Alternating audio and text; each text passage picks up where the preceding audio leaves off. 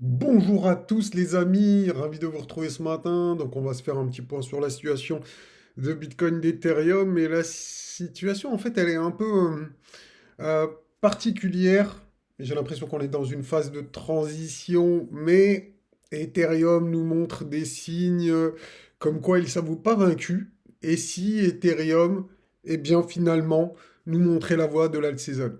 Donc voilà, c'est un petit peu la question que j'ai envie qu'on se pose ce matin et, euh, et voir ensemble les zones de danger sur Bitcoin, parce que quand même Bitcoin, bien évidemment, habituellement, il lead le marché, il drive le marché des cryptos.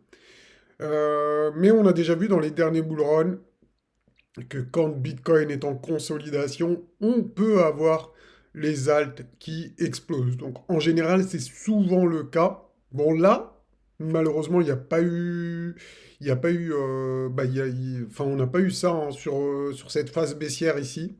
Donc au contraire, les alts ont suivi. Donc voilà. Donc c'est les questions que j'ai envie de me poser avec vous ce matin. Donc voilà, si le sujet, les gars, vous intéresse, n'oubliez pas de lâcher un gros pouce bleu. Merci à tous ceux qui le font, qui mettent des petits commentaires et tout. Donc vraiment, voilà, hein. Dites-moi d'ailleurs la question, c'est la même que je vous ai posée hier. Bon, ceux qui ont répondu, bah merci à vous. Euh, mais est-ce que vous aimez qu'on fasse des suivis, des charts, hein, comme on avait vu ici, vous vous rappelez sur Bitcoin, on avait vu eh bien, la séance qu'on a vu aussi également sur Ethereum, je vous rappelle, hein. Donc juste ne confondez pas les deux, même si c'est la même figure, parce que Bitcoin a tapé sa zone d'objectif, mais pas Ethereum encore. D'accord? Donc pas Ethereum. Donc voilà, on va parler de la Buy the Deep Zone. D'accord? Donc ça, c'est la Magic Box annuelle dont on va parler. Ok, ok. Donc voilà.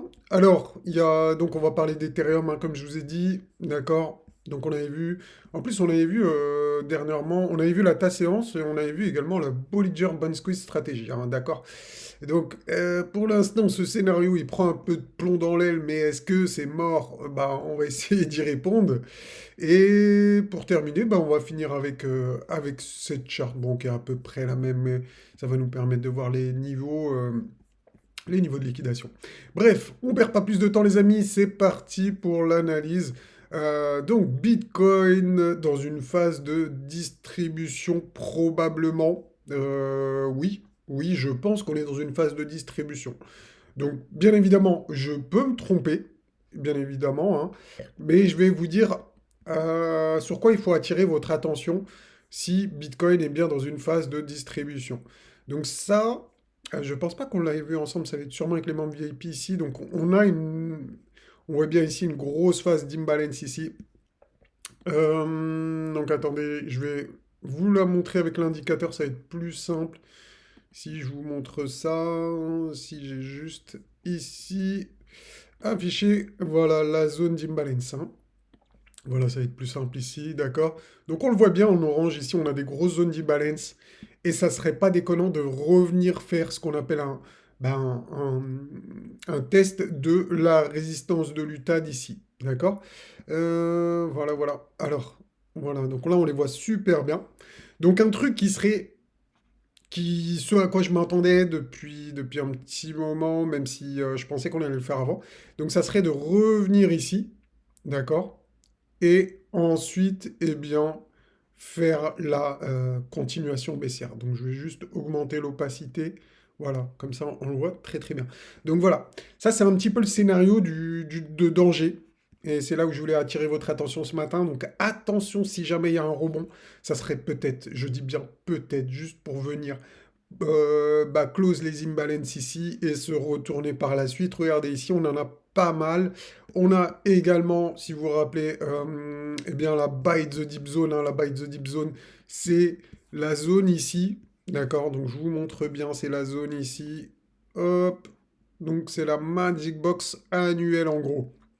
Donc qui s'est située entre 38 500 et 30 300, allez, j'arrondis, hein, on va pas chipoter pour 30 dollars. Donc voilà. Donc Donc attention les gars, attention si jamais on a ce rebond, soyez extrêmement vigilants quand on va revenir ici, vraiment, c'est pas des lol, donc faites attention, c'est tout ce que je veux vous dire.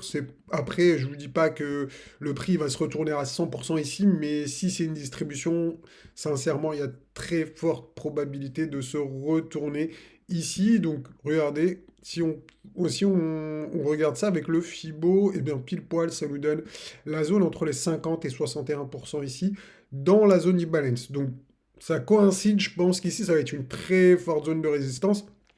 Et bah, soyez extrêmement vigilants. Donc peut-être ceux qui veulent alléger leur bague, arriver ici, pourquoi pas? Pourquoi pas? Après, chacun fait comme il veut, c'est pas des conseils financiers. Vraiment, bah, c'est à vous de voir. Déjà, il faudrait, pour entamer un rebond plus fort, regardez ici, on a déjà cette trendline qui est en orange, faudrait déjà la passer, hein. Bon, pour l'instant, c'est pas le cas, mais si jamais on repasse par-dessus, là, ok, on ira probablement tester cette zone et on verra ce qui se passera ici. Si on se fait rejeter, bon, bah voilà, la distribution sera validée à plus que 100% et on ira chercher du pétrole dans la Magic Box annuelle, dans la Buy the Dip Zone. On reviendra ici. Donc je pense qu'il faut être très patient pour tous ceux qui ont des liquidités. Il va falloir être très patient. Très très très très patient. Le marché va jouer avec vos nerfs. Il va monter, descendre. Mais la question qu'on peut se poser, et dont moi je me pose, c'est est-ce qu'Ethereum, lui, il est dans une phase de distribution également ou il est toujours dans une phase ascendante? Donc là, les amis, franchement, sincèrement, j'ai pas la réponse. J'ai pas la réponse et je vais vous dire qu'est-ce qui va me faire pencher d'un côté ou de l'autre. Donc moi, personnellement, si je vois Ethereum, donc là, potentiellement, on est sur un,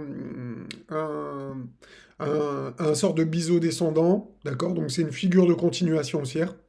Donc pour l'instant, c'est pas validé, il y a rien, donc on va patienter, on va voir ce qui se passe.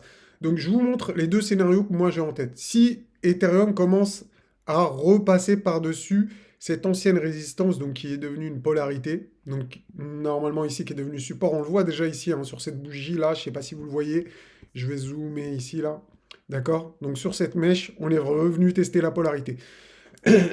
Donc je vous montre le scénario du pire. Donc le scénario du pire sur Ethereum, si on passe de l'autre côté de la polarité, donc on pourrait revenir ici.